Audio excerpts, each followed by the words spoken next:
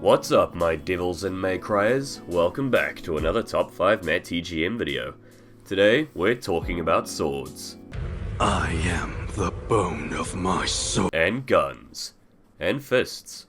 And motorbikes. And half-naked demon women that turn into guitars. Can you tell this game series is Japanese? Throughout the Devil May Cry series, Dante collects a laundry list of weapons used for his various demon-killing tasks, all of which he sells between games to pay for his crippling pizza addiction. It's canon. These weapons are called devil arms, and no, not one of them is actually a devil's arm, though we do have some devil's hands and devil's feet, so good job Capcom for getting some of the way there. Every time you kill a demon, you get a new weapon or power-up related to said demon, except for Devil May Cry 4 because that game was planned like the original Star Wars trilogy and executed like the new Star Wars trilogy, so they're just kinda sitting there for you to take. But which devil arms are the best of the best? Which ones are the mightiest? The ones that shine brightly above all the others? I'm glad you ask, because I just so happen to have a list of the top 5 best in the franchise. A couple of quick disclaimers. First of all, this won't be about stats or combos or anything objective, this will purely be about how fun I find the weapons to use in combat. Secondly, you won't be seeing Nero on this list at all, because he's only got one sword. You can't swap between 4 different weapons in 2 seconds, and that's enough for him to be disqualified. There also won't be Lady and Trish on the list for the same reasons, plus I haven't actually played as them extensively. And as for Lucia, only devil arms from Dante and Virgil will be on this list, because I said so. Without further ado, let's begin. Number 5, Dr. Faust. Well, this is an odd choice. The haha funny Michael Jackson hat beating out the funny talking swords and the summon sword backpack? Well, that's for one reason. The other name for this hat is Elon Musk, because it lets you throw your money at your problems until they die.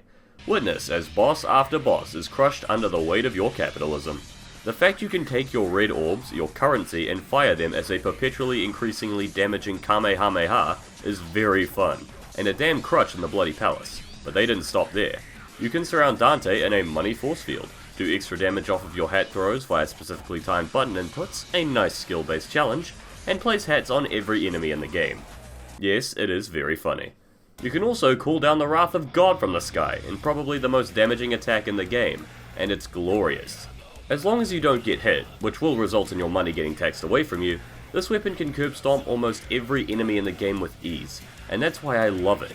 Spend $30 to fire this weapon for 12 seconds. Number 4, Beowulf from Devil May Cry 5. Coming up next is a throwback to DMC3. I want to defeat Dante. It'll cost you an arm and a leg. Alright, I'll pay with yours. And thus, Beowulf was born. The weapon has been in the game franchise since Devil May Cry 3, where both Virgil and Dante got a turn to use it, but the special editions of DMC4 and DMC5 brought it back along with Mr. Motivation, and it only got stronger with time.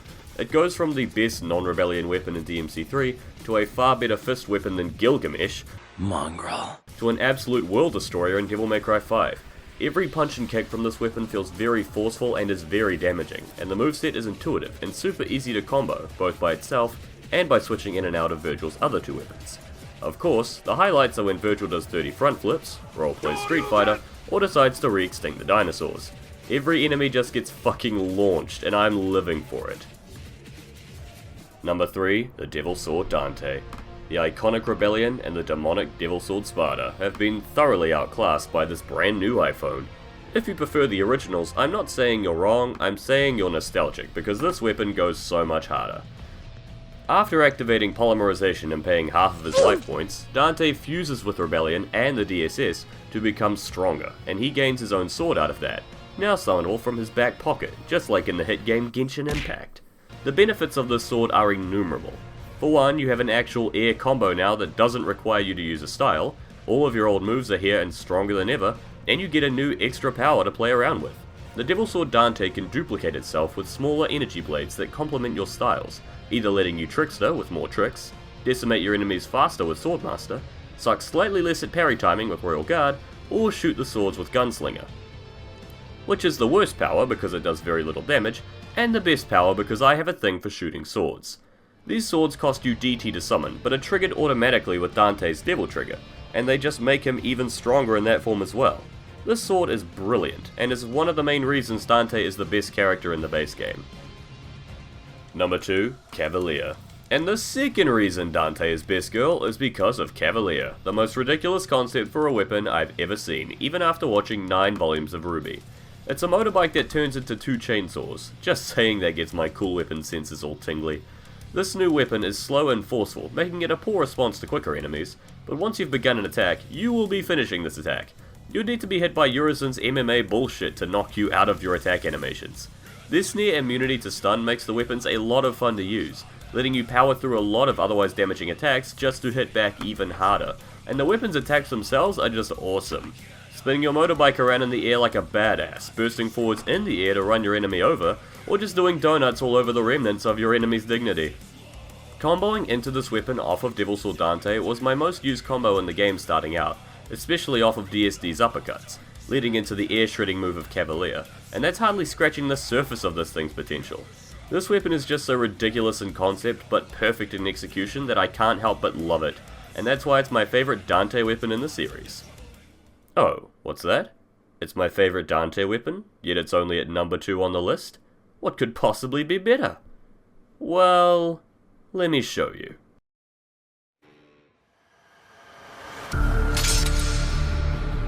And the number 1 spot is the Yamato.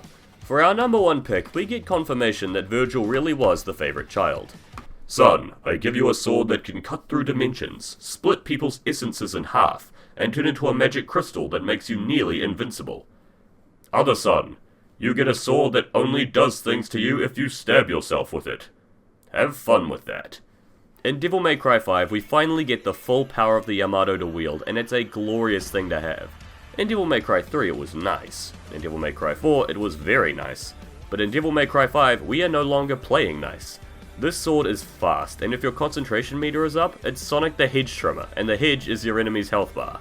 While Virgil's standard combos have persisted, they feel much more weighty under the physics of Devil May Cry 5, and the added Void Slash move feels so good to pull off.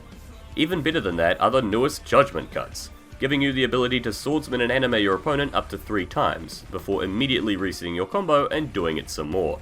I'm not sure what Judgment Cut does more damage to, my enemy's health bar or my right thumb from holding down triangle. And of course, we can't forget Judgment Cut End, the coolest of Virgil's 3 super moves and an absolutely iconic attack that decimates everything caught in the damage radius. There's an achievement you get for beating Dante's first battle in DMC5 with just the Yamato, and bear in mind Dante is the strongest boss in the franchise, but Virgil can still mince him up with his concentrated weeb energy. There's a reason everyone in the games is obsessed with this sword, because it's the best damn weapon the series has ever produced. And that's the list. Thank you all for venturing through Devil May Cry's rather limited blade works with me. Yes, this list was primarily top 5 Devil Arms in Devil May Cry 5, but I take the fact that all the newest weapons are the best ones as a sign of the franchise's consistent improvement in quality. At the end of the day, all the Devil Arms in the games are great, except for any of you failures, and the real fun comes with switching between them at blinding speed to create amazing combos and destroy all your enemies in style.